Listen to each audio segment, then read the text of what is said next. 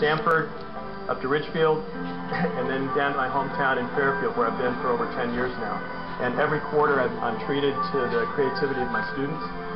And every once in a while, I get something like this. And who is this? This is Frank Lloyd Wright. I love this for a lot of reasons. Number one, it's way beyond my ability. I mean, my ability, I can do stick figures, and my students and I don't even do my stick figures very well on the board. So artistically, this is far beyond anything that I'm able to do. And also, Frank Lloyd Wright is not a topic, it's not a core topic in the American history curriculum. It's something that just we go by very quickly in the textbook, if that. And the students who created this, in researching Frank Lloyd Wright's influence, realized correctly that primarily he was an architect. And we've got Falling Water, which is his most famous residential home, the Guggenheim, the windmill type of home. So he's got three representatives of Frank Lloyd Wright's unique architecture. He's got an inclusion of Frank Lloyd Wright's graphic designs. And then Frank Lloyd Wright is a teacher because he taught two generations of American architects. He also went with the decision of going black and white, which I would never do, because I always think color is better. But seeing this mural, I mean, black and white is more stunning. So this is the kind of thing that I'm treated to 4 times a year, and I encourage other teachers to let their creativity shine on their students, of their students. I'm going to turn it over to Graham and to Emily. They're going to share a children's book with you. We started a project on Marbury versus Madison, the case. And I think we chose it because it was just really interesting on how the effect it had on our U.S. government and what it did for the Supreme Court and everything. So we figured we'd read some of it for you guys here tonight. Marbury versus Madison was one of the most important civil cases in American history. The story starts with one of the most influential acts in American history, the Judicial Act of 1789. The Judiciary Act primarily gave the Supreme Court the right to rule on issues outside of their jurisdiction. This is called mandamus. We command. Meanwhile, John Adams, the second President of the United States of America, was nearing the end of his presidency. He appointed William Marbury as Justice of the Peace in the District of Columbia.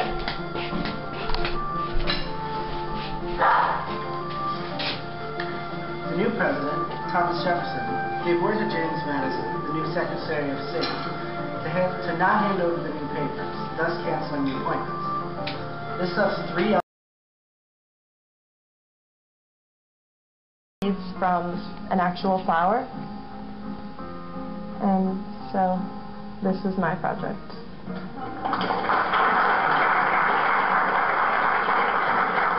It took me between like 50 and 60 hours to make overall. I think writing a term paper would definitely be harder. I'm in high school. And what are you going to be when you go to college?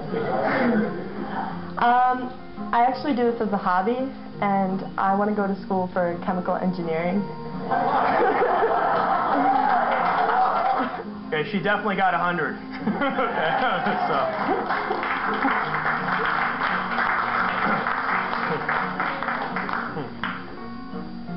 Like a lot of teachers, when students ask me, what do I need to do for an A, I can give them an idea for an A.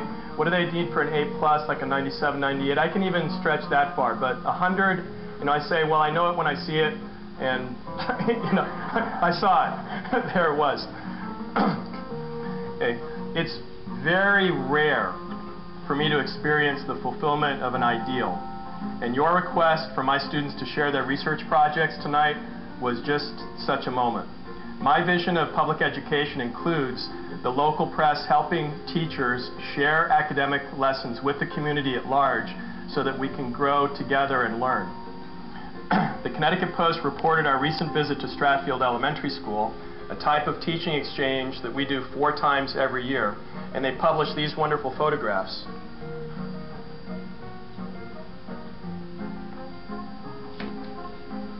This is what motivated the call to us. And the Citizen News in Fairfield just reprinted on Friday and they did the photographs in color. But this helped get our message and the lessons out into the broader community.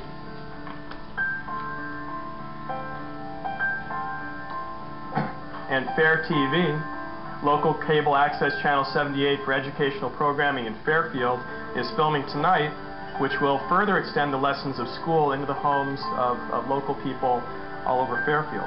So this connection between school and community is being facilitated by really a very positive press, both print press and by TV and cable. There's really, I'd say 9 out of 10 stories really are positive stories. Every time the press publishes our honor rolls and things like that, and sports coverage, really 9 out of 10 stories are positive and supportive of education, but we tend to think of the negative when that happens. Tonight, my students demonstrated that it is possible to turn something like Marbury versus Madison. The craft of quilting is still enriching the relationship between mothers and daughters. And beyond tonight's academic lessons is a most precious gift, and it's proof that we have reason for optimism. When you are assailed by depressing statistics or passionless test scores or horrifying accounts of teenage behavior, remember us. I'm a public school teacher, and my students accurately reflect and represent the creative abilities of all of their peers. We come from a typical high school in Fairfield County, and my classes are ranked neither as the highest nor the lowest in academic rigor.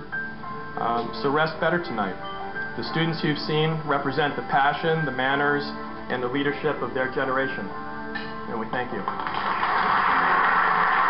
I'm glad that we had the students here from the Fairfield High School, because the Grange is also strong in education. Our state Grange gives out $2,000 scholarships every year to our young Grange members that are going to college, and most of them go to the University of Connecticut, but it's only been recently when we've opened a scholarship program to any college that they're going to. I particularly like the ones on history, the early history. The Grange actually started at the end of the Civil War.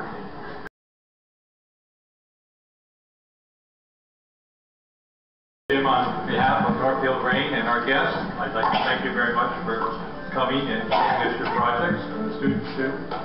The Grange is strong on community service, and we're happy to be a help to you in your efforts to education. Thank you very much.